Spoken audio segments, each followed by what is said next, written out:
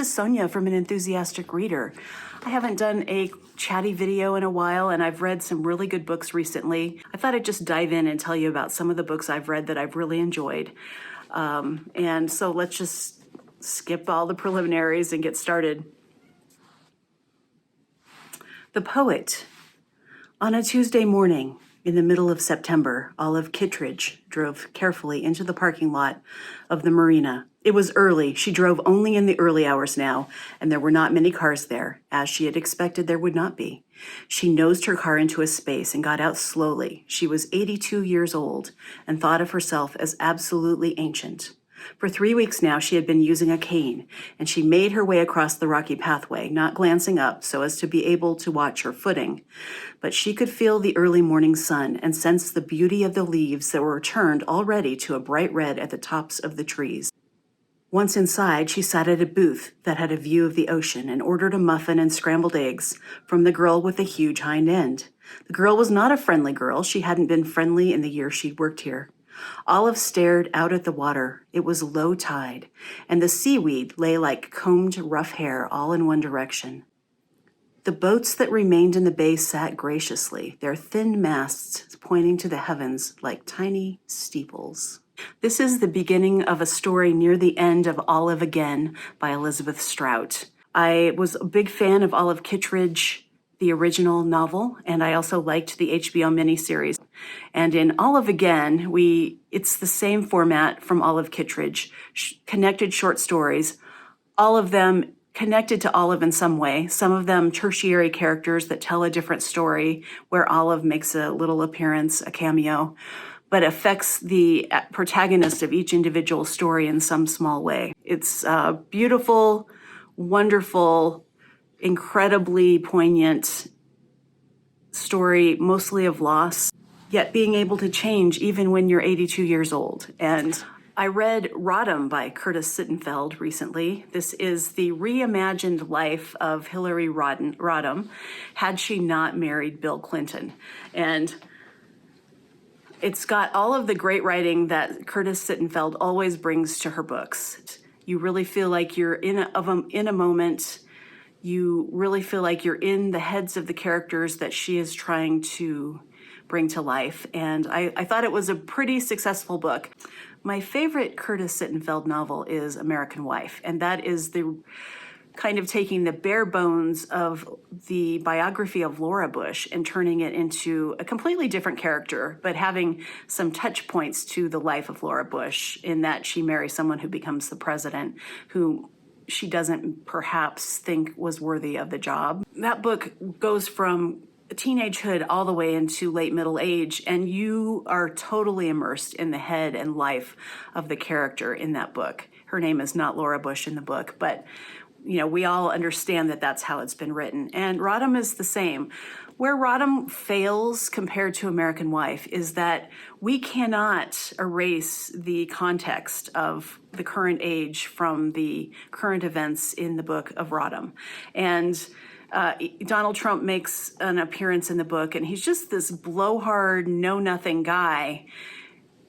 But when we're actually,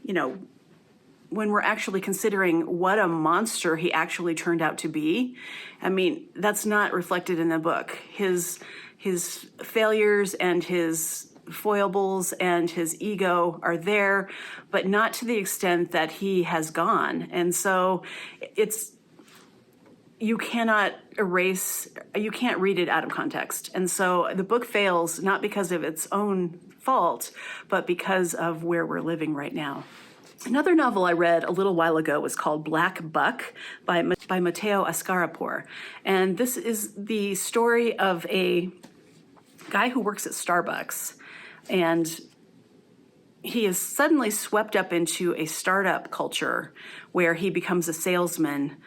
And like many startups, the company requires so much of its employees that it becomes sort of cult-like. And so the premise of this book is that he, was pretty happy, had a girlfriend, he lived with his mother, but he was pretty content to live his life just working in the Starbucks.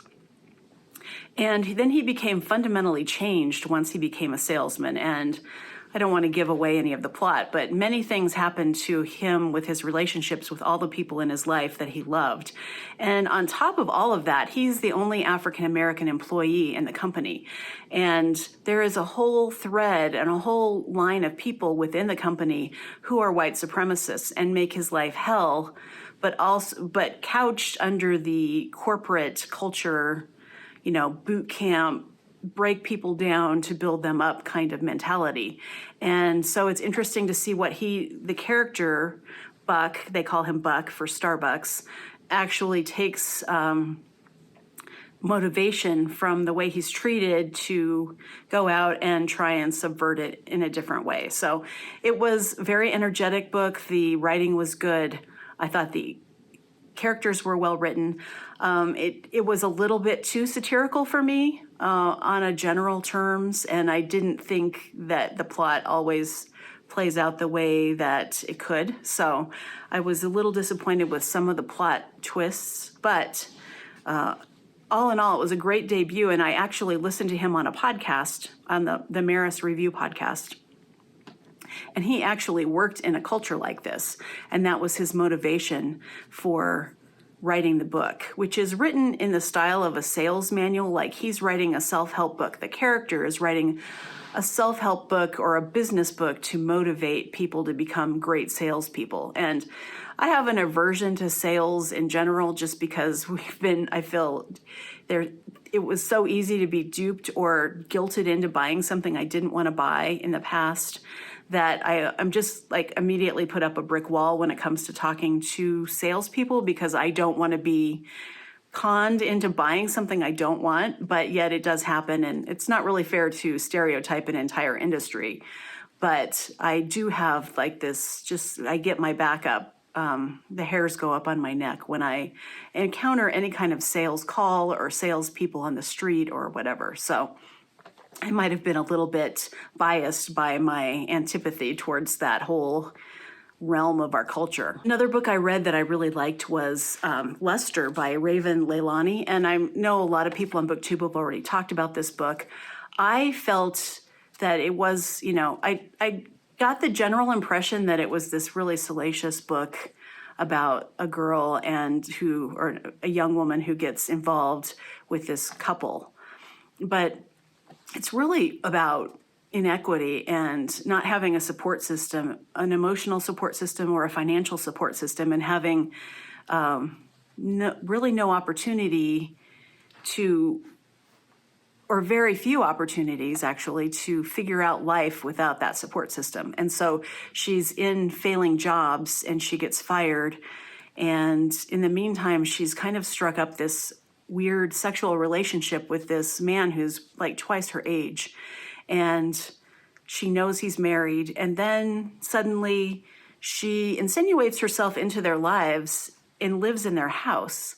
And everyone knows what's happening. And it's a really interesting dynamic, especially between the girl, Edie, and the wife, who is a photographer. And so art is incorporated into the story. The process of creating art, the process of learning about yourself and learning how to express your desires in all kinds of different ways. I thought it was a really strong novel, and I gave it 5 stars. Another book I read is Touch Not the Cat by Mary Stewart. This one is weird because the main character, whose name is Bryony Ashley, has this ability that is passed down throughout her family to have mental communication with another like-minded persona. And so she has this lover, this person she's deeply in love with that she's never met, that she only hears in her head and only talks to her when, he wants to talk to her and she wants to talk to him. In the meantime, her father dies, and there's great questions about who is going to inherit the estate. And only a male heir can inherit it. So Bryony's off the table for inheriting it. But she has these twin identical cousins whom she suspects one of them is probably her secret mind lover. And It goes from there. And you really have to take a lot of mental leaps and just really allow yourself to open up to the story and to have it be believable in any way. It did not work for me as well as many of the other Mary Stewart novels I've read, and I really love her writing. Her writing is so good, and it's so atmospheric, and so, you should read it if you want, if you think it sounds intriguing, and it was, but I thought it just kind of fell apart. I'm currently reading Secret Lives of the Church Ladies by Deesha Philyaw, and I'm really enjoying that. I think the writing is really good. Each voice in every story is different, so it doesn't sound like the same character. You get a real sense of place and of the South and of the connections and families, just the secret longings of people who often are not heard. I'm also reading the Best American Short Stories of 2020, and I'm doing that as a buddy read with Teresa, who is a very prolific commentor on other channels, and we are having a great time reading these stories. There's only been like one dud so far, and I think we've read 6 stories. So she's really fun to talk to, and we're doing Voxer chats about those stories.